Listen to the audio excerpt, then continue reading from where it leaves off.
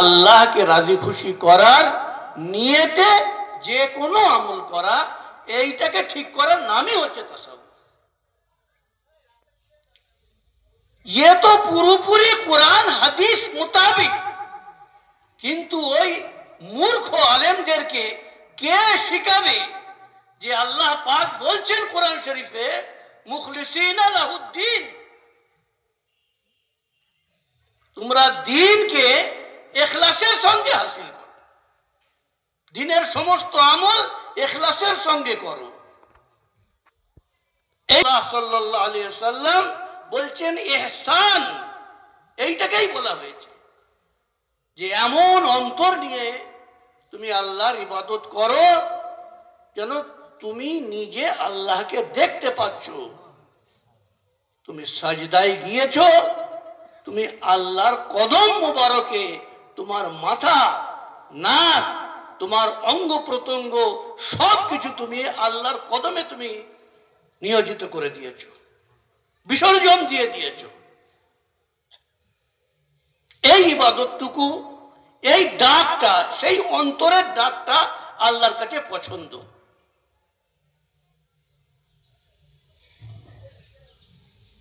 কোটি কোটি টাকা যদি কেউ খরচ করে আর তার নিয়ত যদি হয় যে মানুষ আমার প্রশংসা করুক, আমার নাম হোক।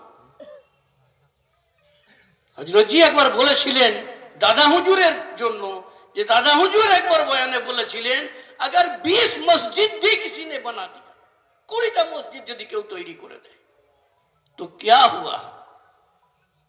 अगर उसके दिल में अल्लाह को पाने का, আল্লাহকে পাবার যদি তার দিলের মধ্যে সেই নিয়ত না থাকে, সেই মকসুদ না থাকে, আল্লাহর সন্তুষ্টি না থাকে অন্তরে, তো মসজিদ তৈরি করে দিলেই কি ঘর হয়ে যাবে জান্নাতে?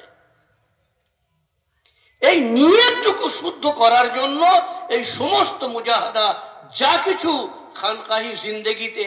আর খানকাহি জিন্দেগি কেন, এই যে মাদ্রাসাগুলো আজ জীবিত আছে, আলহামদুলিল্লাহ, সারা দুনিয়াতে দ্বীন আল্লাহ রব্বুল আলামিন এই মাদ্রাসা এবং খানকাহের এই সম্মিলিত মেহনতের কারণে সারা দুনিয়ায় দ্বীন জিন্দা আছে। সমস্ত দিনে মাদ্রাসাগুলোকে যাতে বেশি বেশি করে তাকে আরো শক্তিশালী করা যায়, তার মধ্যে আরো বেশি সহযোগিতা করে সেগুলো অনেক উন্নত করা যায়, এবং খানকাগুলোতে বেশি বেশি করে আমরা নিজেরা গিয়ে নিজেদের অন্তরকে শুদ্ধ করতে পারি, তার জন্য আমরা সবাই মিলে প্রচেষ্টা করব, বলুন ইনশাআল্লাহ। যে সমস্ত আকাবিরিনরা সারা দুনিয়াতে ঘুরছেন, তাদের বক্তব্য থেকে পাওয়া যাচ্ছে যে পুরি দুনিয়া में कहीं भी हमने सफर किया, একেবারে দুনিয়ার শেষ সীমান্তে, সেখানেও যে দিন চলছে, সেখানেও দিনের কাজ হচ্ছে। আলহামদুলিল্লাহ, এই হিন্দুস্তানে আল্লাহ পাক দারুল উলুম দেওবন্দের আকাবিরিনদের ফয়েজ সেখানে পৌঁছে দিয়েছেন, বলুন সুবহানাল্লাহ। সেখানেও হযরত হাজী ইমদাদুল্লাহ মুহাজির মক্কি রহমাতুল্লাহ আলাইহি এবং তার এই সমস্ত খুলাফা, হযরত মাওলানা রশিদ আহমদ গঙ্গোহী নওয়ারাল্লাহু মারকাদাহু, হযরত মাওলানা কাসিম নানতভী রহমাতুল্লাহ আলাইহি, আর হাকিমুল উম্মত হযরত মাওলানা আশরাফ আলী থানভী রহমাতুল্লাহ আলাইহি, এবং আমাদের যত আকাবিরিন, হযরত শেখুল ইসলাম হযরত মাওলানা সৈয়দ হুসেন আহমদ মদনী, হযরত শেখুল হাদিস হযরত মাওলানা জাকারিয়া সাহেব, আরো যারা আকাবিরিন, তাদের বিভিন্ন দিক থেকে তাদের ফয়েজ ইয়াফতা, তাদের সোহবত ইয়াফতা মানুষরা সারা দুনিয়াতে এখনো দ্বীন প্রচার করছেন, এবং তাদেরই তৈরি করা সন্তান সন্ততি তারা সারা দুনিয়ায় দ্বীনের মধ্যে ছড়িয়ে আছেন এবং হককে জিন্দা রেখেছেন। আলহামদুলিল্লাহ।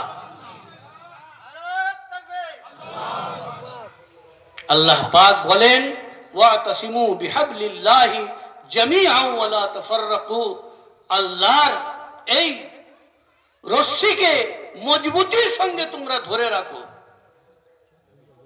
এবং তোমরা বিচ্ছিন্ন হইও না। ফিরকা ফিরকা করে নিজেরা আলাদা আলাদা হয়ে যেও না। আর সত্যিকার বলতে আজকের দুনিয়াতে আল্লাহর এই সঠিক মজবুত এইটাই হচ্ছে উলামায়ে দেওবন্দ, হযরত মাওলানা ইলিয়াস সাহেব রহমতুল্লাহ আলাইহির যে কাজ সারা দুনিয়ায় চলছে, তো তিনিও এই দেওবন্দ মাদ্রাসা থেকেই ফয়েজ হাসিল করেছেন। এবং সমস্ত আকাবিরিন যারা হকপন্থী এবং সারা দুনিয়ায় দিনের কাজ করছেন, এই আমাদের উলামায়ে দেওবন্দের এই সিলসিলা থেকেই আল্লাহ তাআলা এই ফয়েজ ছড়িয়ে দিয়েছেন। আল্লাহ তাআলা এর সঙ্গে আমাদেরকে যুক্ত রাখুন, বলুন আমিন।